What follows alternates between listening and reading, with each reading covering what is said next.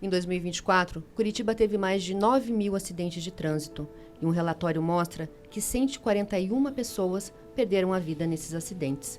Eu sou a Fernanda Foggiato e esse é mais um episódio do Curitibou. E por trás desses números existem histórias, sonhos interrompidos e um desafio urgente, a conscientização no trânsito. Eu sou Pietra Rara e no episódio de hoje nós vamos falar sobre a campanha do Maio Amarelo. Roda a vinheta que a gente já volta.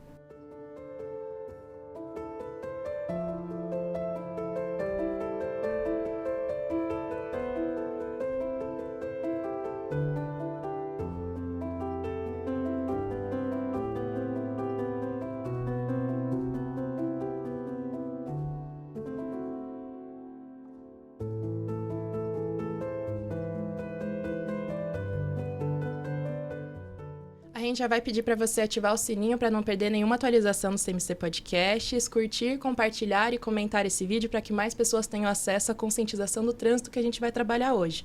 Hoje a gente tem no bate-papo 2 convidados que têm histórias com o trânsito de Curitiba com diferentes perspectivas. A gente está aqui com o Bruno Pessutti, que já foi vereador da cidade e que atualmente é superintendente de trânsito na Secretaria de Defesa Social e de Trânsito. Seja muito bem-vindo. Muito obrigado, Pietra. Muito obrigado, Fernanda. Uma oportunidade sempre muito importante estar aqui na Câmara Municipal debatendo temas pertinentes e importantes para a cidade. A gente também está aqui com o João Frigério, que ele é criador do canal Plantão 190, que sempre está atento nos casos de trânsito da cidade. Seja muito bem-vindo. Muito obrigado. É importante debater esse assunto porque a gente vê uma crescente no número de acidentes aí, principalmente em Curitiba, região metropolitana também, e isso é preocupante. E para o nosso bate-papo, para o começo do nosso bate-papo, o Curitibou traz sempre uma perspectiva histórica, né, para a gente contextualizar as questões, né? A gente contextualizar essa questão da rabeira, por exemplo, e dos acidentes. A gente preparou um VT mostrando que lá atrás, na época dos bondes, a gente já tinha a questão, né, problemas com imprudência, e naquela época eles eram os pingentes. Pode rodar o VT, por favor.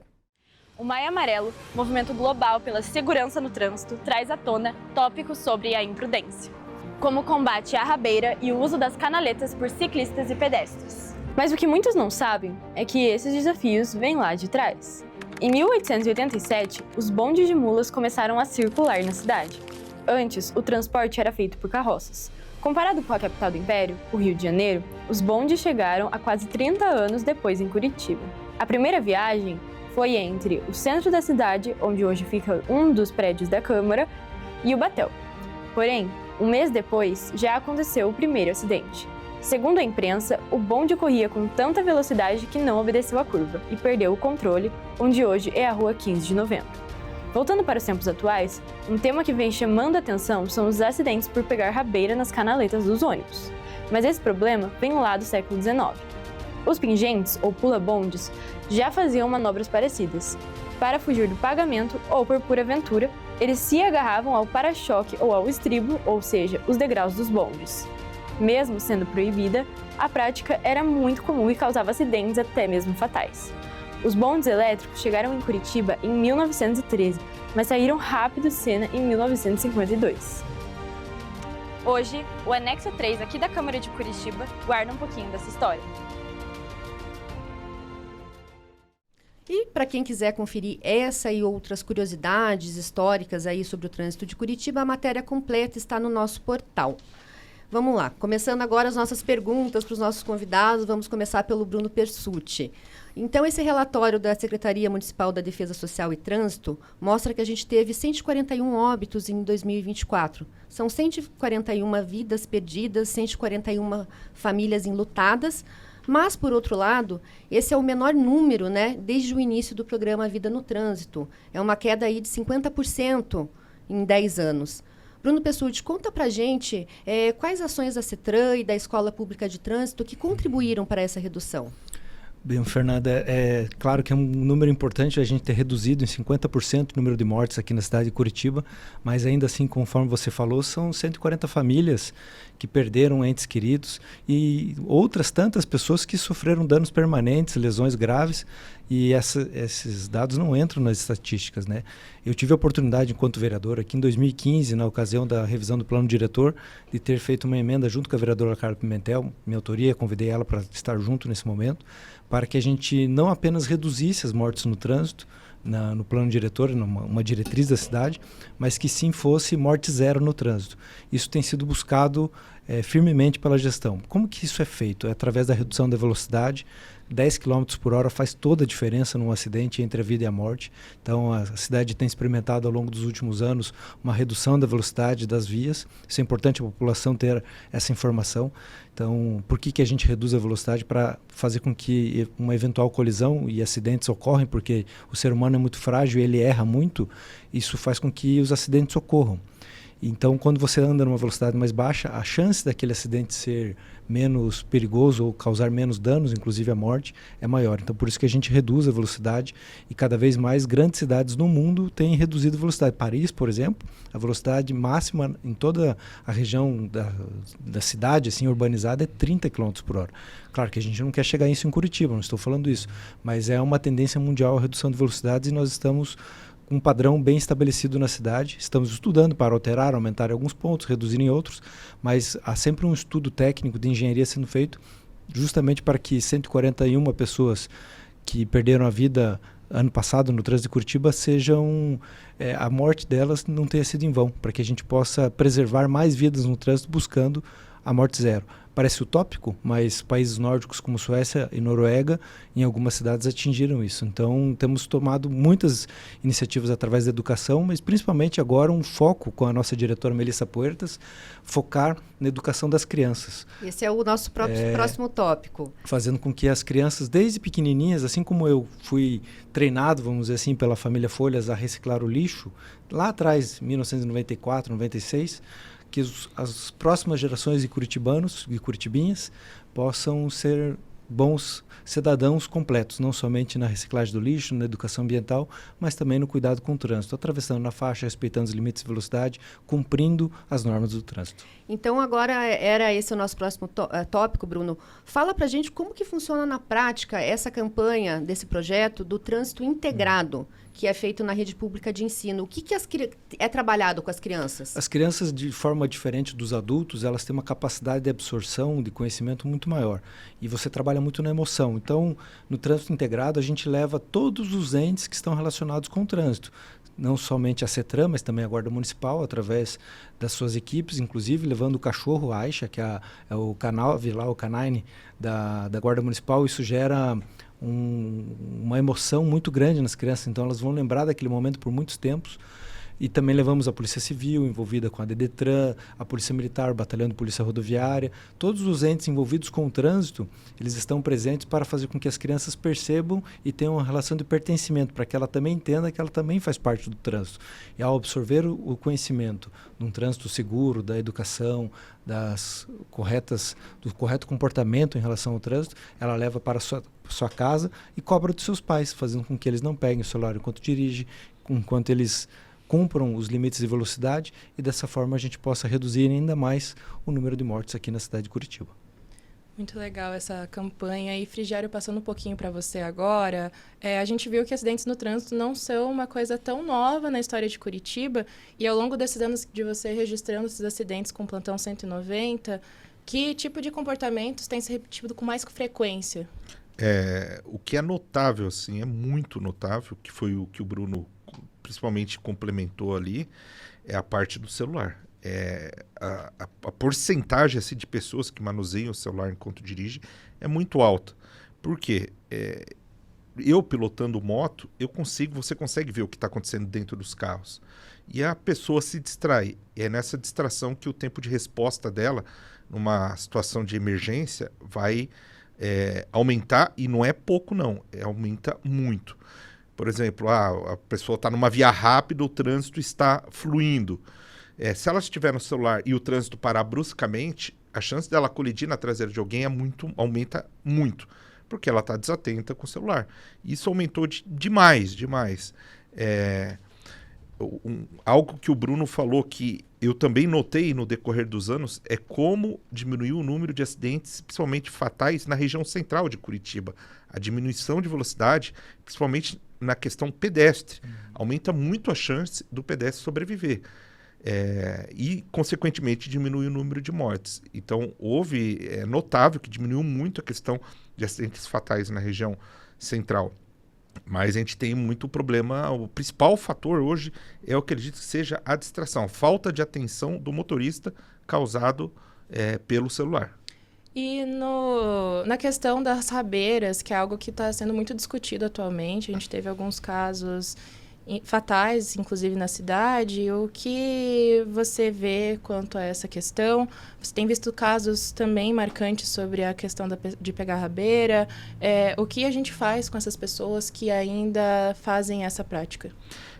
Eu sou a favor de ser um pouco mais rígido. Por quê? Geralmente quem pega a rabeira já tem o conhecimento do risco. Eu acho que além da multa, deveria ser feita a apreensão da bicicleta. Apreende, por exemplo, a primeira apreensão 1 mês. Devolve a bicicleta, paga a multa. Foi pego novamente? Apreende em definitivo, bicicleta vai para leilão e esse leilão, o valor arrecadado vai para ação de trânsito. A partir do momento que a pessoa ela sofreu uma punição e ela não aprendeu com aquele erro, com aquela punição, quer dizer que a punição não foi suficiente, somente o dinheiro não foi suficiente para ela cessar aquela ação que coloca a vida dela em risco, não só dela, mas de outros. Porque imagina a seguinte situação, um ônibus desvia para evitar um atropelamento e provoca uma tragédia. Vários feridos, vários mortos. Tá vendo? A pessoa ela não pensa na consequência da ação dela. E ela não... Muitas vezes o dinheiro somente ali de uma multa não é o suficiente. Aprende a primeira vez, não aprendeu, na segunda perde a bicicleta em definitivo. Vai para leilão, arrecada, e aí esse dinheiro vai para ações de trânsito. Porque assim, tem que cortar o mal antes que seja tarde demais, entendeu? Porque depois que morreu não tem mais volta. Esse que é o maior problema. Depois que morreu não tem mais volta. A gente vê o caso recente, o quanto aquela família está sofrendo, o quanto aquele pai orientou. Infelizmente não foi suficiente. Talvez se o pai tivesse tirado a bicicleta, ou alguém tivesse tirado a bicicleta, ele estaria vivo hoje. Bom, aproveitando a deixa aqui do Frigério, esse debate da rabeira, que já é lei, né? A lei já foi sancionada, a lei anti-rabeira aqui em Curitiba. Os jovens muitas vezes não entendem porque isso é perigoso, e a gente também tem as pessoas que usam a canaleta para correr, os ciclistas, não só a questão da rabeira. E a Prefeitura de Curitiba lançou em fevereiro a campanha do Ponto Cego, em que são feitas blitz nas canaletas, com o objetivo de mostrar para as pessoas qual é o ponto de vista, a visão do motorista dos ônibus. Pode rodar o VT para a gente entender um pouquinho melhor como que funciona essa ação.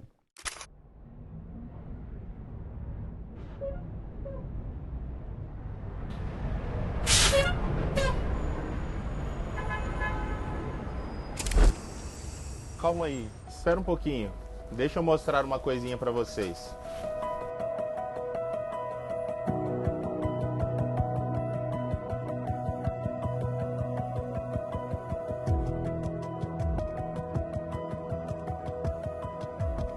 Por isso, a Prefeitura de Curitiba agora está sinalizando os pontos cegos dos ônibus, deixando-os muito mais seguros para todos. Viu os adesivos? Então mantenha a distância. Um trânsito consciente é um trabalho coletivo.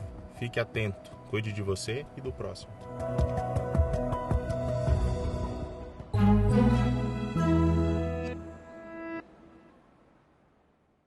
Bom, reforçando, né, que essa campanha não é só para rabeira, mas que muita gente ainda usa as canaletas para a prática de esportes e para o lazer, para o deslocamento também com a bicicleta. Frigério, você comentou dessa questão da conscientização, de usar o dinheiro, então, dessas multas para reforçar essas campanhas. Como que você vê essas campanhas educativas? Eu, analisando o trabalho que o Bruno está fazendo, eu vejo que está no caminho correto. Por quê? A gente tem não é nem curitibano, o brasileiro tem um problema cultural de achar, principalmente na questão da bebida e direção, não é um problema. É só ir em qualquer restaurante que você vai ver a pessoa consumindo bebida alcoólica e posteriormente ela vai sair dirigindo. Ela acha que uma latinha, 2, não tem problema. Por quê? Ela foi induzido culturalmente aquilo ali. Então ela não vê um problema nisso e ela dificilmente ela vai mudar se não acontecer algo radical na vida dela. Tipo, ou ela sofreu um acidente, ou alguma outra coisa. Muitos, infelizmente, mesmo depois de sofrer um acidente, não aprendem, continuam cometendo erro. Por isso que é muito importante de pegar desde pequeno a criança e criar uma doutrinação de trânsito, que ela vai crescer entendendo que aquilo é errado, que ela não pode fazer. Então, a educação no trânsito hoje é a base. A gente tem que pensar que isso não é uma mudança a curto prazo, é uma mudança em longo prazo. Elas vão ser adultos mais responsáveis se elas forem educadas corretamente hoje, se houver essa doutrinação. Então, o trabalho que o Bruno está fazendo é extremamente importante para a gente pensar no amanhã. Para hoje, na atualidade, eu acredito que seja difícil você mudar a cabeça de alguém que já a vida inteira cresceu pensando da forma errada, agindo da forma errada. Então, a gente tem que trabalhar na próxima geração. Quem vão ser os próximos motoristas?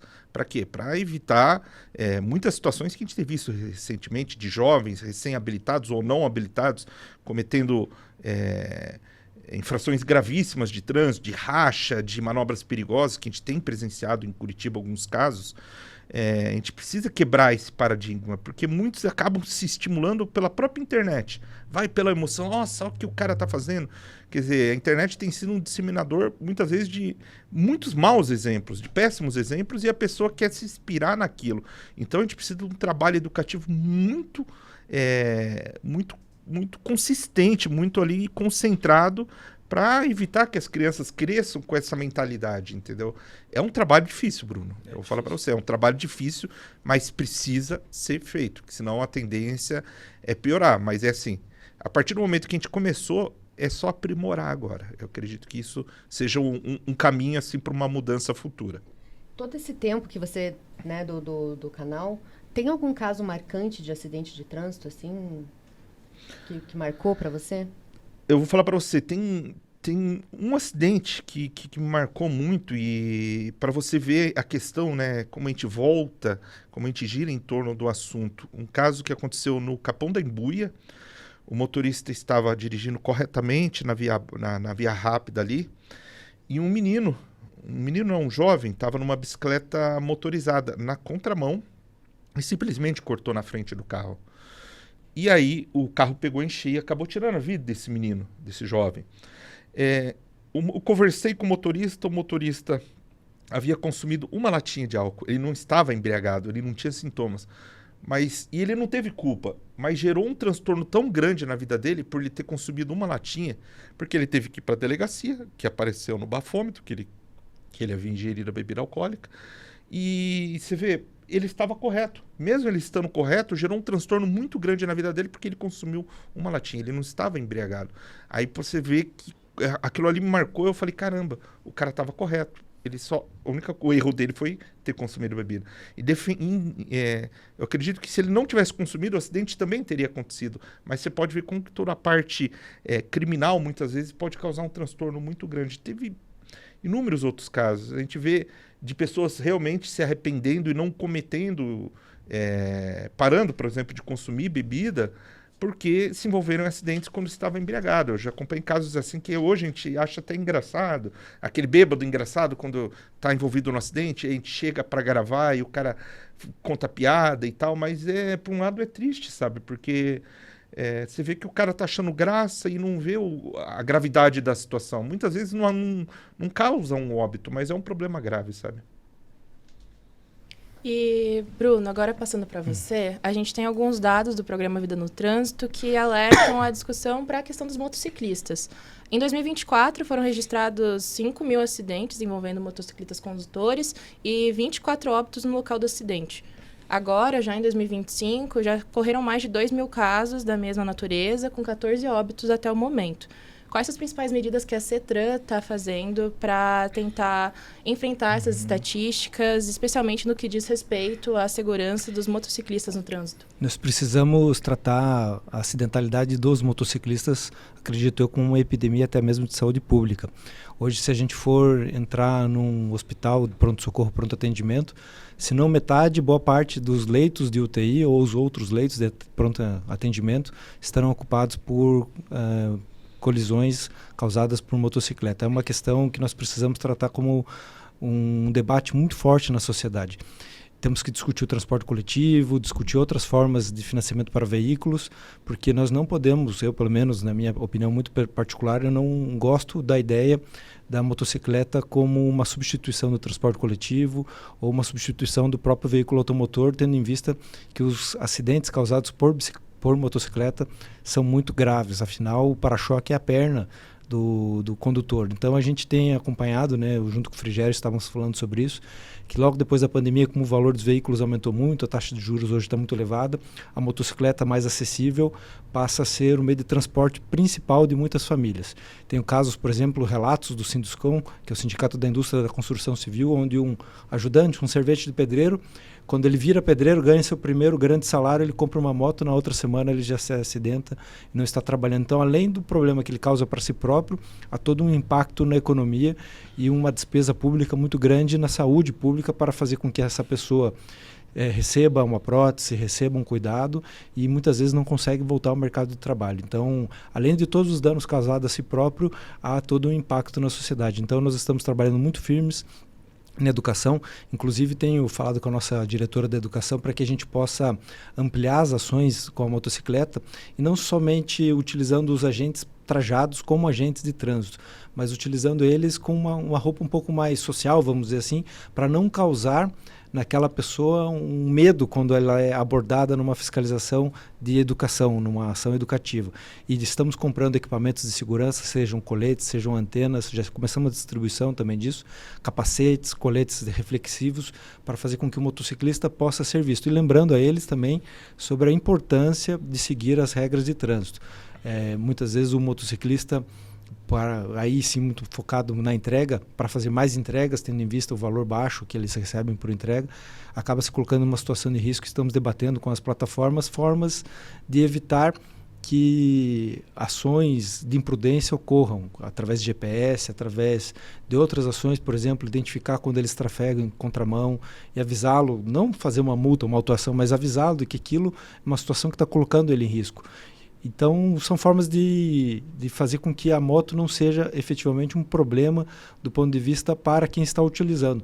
Que ela é divertida, eu gosto de moto, eu tenho carteira de moto, mas a gente não gosta de ver tantas pessoas sofrendo acidentes com moto. O motociclista precisa entender de que ele é um dos entes mais frágeis no trânsito e por isso nós precisamos reforçar ainda mais a educação deles. E aproveitando que você está falando sobre essas questões de ações educativas, a gente teve no lançamento do dia 15 de maio, na última semana, do projeto Trânsito e Eu. Tem como você contar para a gente um pouquinho mais sobre essa iniciativa da Secretaria de Trânsito e outras alternativas que estão sendo desenvolvidas que aliam a tecnologia e a educação no trânsito? O projeto Trânsito e Eu é uma parceria junto com o Instituto Renault, onde nós conseguimos, nesse primeiro momento, 8 óculos de realidade virtual aumentada, onde as crianças têm a oportunidade de fazer um jogo, um videogame, em relação ao trânsito. É uma forma da gente ampliar ainda mais as ações da Escola Pública de Trânsito. Nós temos um circuito ali no Bosque do Fazendinha e não é tão fácil para todo mundo estar lá todo o tempo, e até mesmo temos apenas 18 agentes disponíveis para educação no trânsito nesse momento, dos 230 agentes que nós temos na cidade de Curitiba, agentes municipais de trânsito, mais 600 guardas municipais habilitados para fazer fiscalizações. Então, esses 8 óculos, eles vão circular pelas escolas. A expectativa é que nós consigamos, em um ano, atender 12 mil crianças, fazendo com que elas tenham a oportunidade, através de um jogo, que pode ser depois replicado em casa, poder fazer uma aquisição de conhecimento em relação ao trânsito e dessa forma a gente poder transformar a nossa sociedade no futuro. Lembrando de outras ações que nós lançamos também nesse Maio Amarelo, né, que é o mês da conscientização sobre a segurança no trânsito. Um dos principais foi tratado aqui, é o ponto cego no transporte coletivo. Um biarticulado pode ter até 10 pontos cegos e entrou no manual de frota da URBS a inserção, a colagem desses adesivos. Pode parecer pouco um adesivo ali colado, mas para quem está do lado, às vezes numa bicicleta, num carro, até mesmo numa motocicleta, vê aquele adesivo, a pessoa vai começar a ter a consciência de que ela não está sendo vista. E um outro ponto, né? A gente não anda, por exemplo, na linha do trem, apesar de causar Curitiba ser capital de acidentes de trem no Brasil. Isso é um dado estatístico negativo que nós estamos lutando para zerar também.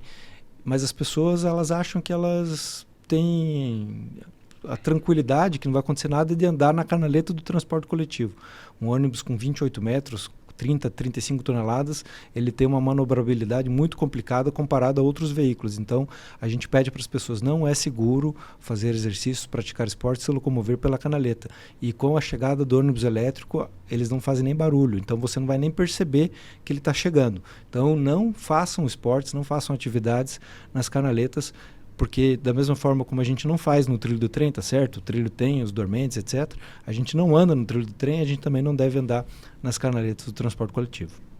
É muito legal você falar sobre as ações do Maio Amarelo, porque a gente está nesse momento agora. Existe mais alguma campanha prevista para esse maio que ainda está acontecendo e alguma expectativa para campanhas futuras de outros Maios Amarelos que vêm a seguir? Em setembro nós temos a Semana Nacional de Trânsito, haverá mais campanhas educativas, iremos reforçar as nossas campanhas através da grande mídia. Fizemos uma campanha chamada Não é Normal, as pessoas não devem aceitar as fatalidades que acontecem no trânsito. Todo mundo lembra do acidente que caiu o avião esses dias atrás, saindo de Cascavel, caiu ali perto de São Paulo. Todo mundo lembra daquelas pessoas, ou pelo menos tem uma vaga memória das 64 vítimas que tivemos naquele acidente, 66 vítimas. Mas a gente não lembra das vítimas do trânsito. A gente não pode achar que são normais as pessoas saírem de casa e morrerem no trânsito. Ninguém sai, acorda, hoje eu vou cair, vou morrer no trânsito. Quando você entra no avião, boa parte das pessoas, eu sou engenheiro mecânico, eu gosto de aviação e entendo que muitas pessoas trabalharam para que aquele avião não caísse. Então, quando você entra no avião, você tem certeza de que alguém pensou a respeito da segurança daquele veículo, daquela aeronave. Então, a gente precisa também ter esse pensamento em relação ao trânsito, pensar em segurança. Eu falo que o trânsito é a maior rede social que nós temos. A gente se distrai no dia a dia com o celular no trânsito, mas a maior rede social que nós temos hoje no dia a dia é o trânsito. Afinal, nós nos relacionamos com cerca de 1.300.000 veículos que estão se locomovendo na cidade de Curitiba, sem conhecer as pessoas que estão ao redor, sem saber se elas estão alcoolizadas, sem saber se elas estão atentas ou desatentas, ou estão tomando algum remédio controlado que impediria ela de dirigir. Então temos que ter sempre direção defensiva, um cuidado muito grande em relação ao trânsito e sempre que possível reduzir a velocidade para que a gente possa preservar o nosso bem maior que é a vida. Bom, agora a gente vai chamar um VT que encerra o nosso programa com uma mensagem muito importante. Essa mensagem ela vem de uma mãe que perdeu um filho no acidente de carro e que gerou uma força para que ela inaugurasse um Instituto pela Paz no Trânsito.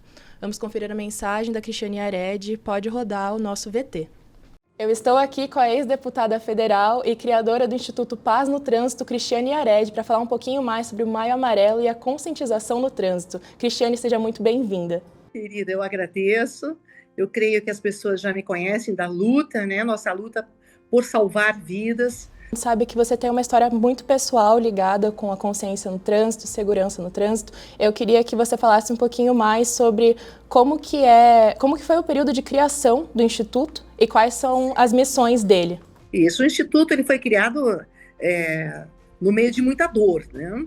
Eu comecei a entender que outras mães também passavam, que eu não era a primeira e não era a última, e outras mães também passavam por essas lutas, que tantas outras já passaram também. E eu acabei entendendo que a gente precisava dar um apoio a essas mães. Então, dentro do Instituto, nós tivemos ali um movimento muito grande, com um trabalho psicológico, psiquiátrico, porque elas realmente perdem a noção do que é viver, né? Nós tínhamos orientação jurídica, auxílio, medicação, nós cuidávamos de fazer campanhas para o uso de bebê conforto, cadeirinha, elevado. Perfeito. E a partir de todo esse período de trabalho no Instituto, quais são os maiores desafios que você enxerga agora para a conscientização do trânsito, tanto dos pedestres quanto dos motoristas? Nós temos aí no país uma quantidade gigantesca de carros que são colocados nas vias e rodovias todos os meses, né? Muito maior do que nós tínhamos antigamente, onde nós não tínhamos tanta essa preocupação com o trânsito. Mas nós temos que juntar forças, porque é uma guerra que nós vamos perder, com certeza, se não juntarmos forças. E para finalizar, uma mensagem que você deixa tanto para este Maio Amarelo, também para outros Maios Amarelos. Eu gostaria de dizer a todos que esta luta não é a luta de uma mãe que perdeu um filho. Não é só a luta de uma mãe que perdeu um filho. É uma luta de um país que quer dias melhores, Quando eu perdi meu filho nessa tragédia, eu entendi que precisava fazer alguma coisa. Então, a promessa ao filho foi: não vou te enterrar, eu vou plantar você. Você vai dar frutos. O filho deu frutos, mas a árvore ainda precisa dar muitos frutos, e tantos outros filhos que são plantados também. É necessário que a gente entenda que essa mudança está em cada um de nós. Ninguém faz nada sozinho. Eu, quando acendo a luz para alguém, eu ilumino o meu caminho, porque nós caminhamos juntos. Mas é necessário que todos tenham essa compreensão. Então, esta é a luta, esta é a mensagem. Perfeito, Cristiane. Eu queria muito agradecer a tua participação e é isso. Muito obrigada. Obrigada, querida. Que Deus abençoe a todos.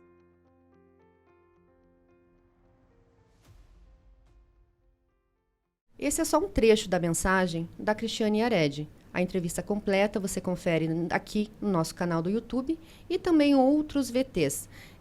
Agora, só para a gente encerrar para o Frigério. Frigério, você acompanhou lá no dia do acidente? Você foi até o local do acidente? Como é que foi? Infelizmente, eu estava lá, acompanhei. Uma cena muito triste, a gente sempre tenta se colocar um pouco no lugar da família, e eu não consigo nem imaginar o sofrimento que ela passou pela situação, da forma violenta que o filho acabou morrendo. E eu acho que hoje um dos maiores problemas que a gente vê em casos que nem foi o do filho dela é da impunidade. A impunidade ainda muito grande, que estimula as pessoas a reincidirem nos crimes de trânsito, principalmente. Do filho dela e de um outro jovem, né? Vamos lembrar também. Exatamente, né? De outro jovem que estava junto. Uma coisa só que eu queria ressaltar, que eu acho muito importante, né? Que os acidentes de moto, né, têm sido altos. E a autoescola, ela só te prepara para passar na prova do Detran, ela não te forma um bom motociclista ou não. Recentemente eu fiz um curso chamado Pilotando para a Vida, que é em conjunto com o BPTran e com o Detran. É gratuito. Então, quem puder fazer um curso de direção defensiva, é um dia de curso, quase todo prático. Olha a dica aí do Frigério. Façam, procurem, pesquisem lá, Pilotando para a Vida. Vai te ajudar muito a praticar direção defensiva e aprender vários macetes que eu não sabia. Que legal. Bom, eu acho que com essas falas, muito importante salientar esse programa que o Frigério falou, é muito legal a gente ter essas ações de direção defensiva e de conscientização do trânsito também, né? Então, acho que com essa mensagem da Yared, do Frigério, enfim, de tudo que a gente conversou hoje, a gente tem uma excelente conscientização sobre o trânsito aqui nesse episódio, e a gente já se encaminha para o final dele com uma mensagem especial para você que é motorista, para você que é pedestre, para você que é ciclista e para aquele jovem que ainda pega a rabeira. E por isso a gente também abre agora a palavra para os nossos convidados deixarem aí uma mensagem final para quem está acompanhando a gente. Bruno Pessutti. Eu quero agradecer a oportunidade, lembrando do tema da Campanha Nacional de Trânsito esse ano, que é desacelerar, seu bem maior é a vida. Faça um exercício. A velocidade média que nós temos no trânsito hoje é de cerca de 20 km por hora. Então, se você andar a 55 numa via de 60 ou próximo dos 50, quando a via é de 50, 45, 50, não vai fazer diferença para que você chegue mais rápido no seu destino. Além de você poupar combustível, você vai estar ajudando a salvar vidas no trânsito. 5 km, 10 km por hora faz toda a diferença para salvar uma vida e não vai fazer diferença para você chegar mais cedo no seu trabalho ou no seu destino. Obrigada pela participação e parabéns pela campanha. Frigério? Peço para os motoristas, tenham mais paciência no trânsito. Evitem discussão, evitem briga. A gente nunca sabe o que está atrás do outro volante, atrás de um guidão. Então as pessoas têm que buscar mais paciência, mais calma.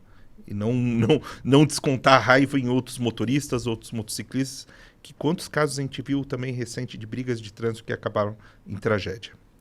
Exato, também, gente. Quantos alertas aí o nosso bate-papo aqui levantou. Obrigada também pela participação, Frigério. E, gente, de novo, muito obrigada pela presença de vocês. Esse foi mais um episódio do Curitibou, que além de curiosidade e história, traz conscientização e informação. Se você gostou desse episódio, se liga que vem muito mais novidade por aí. E lembre-se, conscientização no trânsito é muito importante, porque isso é coisa séria. Curta, comenta e compartilhe esse vídeo para que mais pessoas consigam alcançar essa mensagem. E aproveita para sempre seguir os conteúdos da Câmara de Curitiba pelas nossas redes sociais, pelo nosso site e pelo CMC Podcasts. Até mais! Até mais!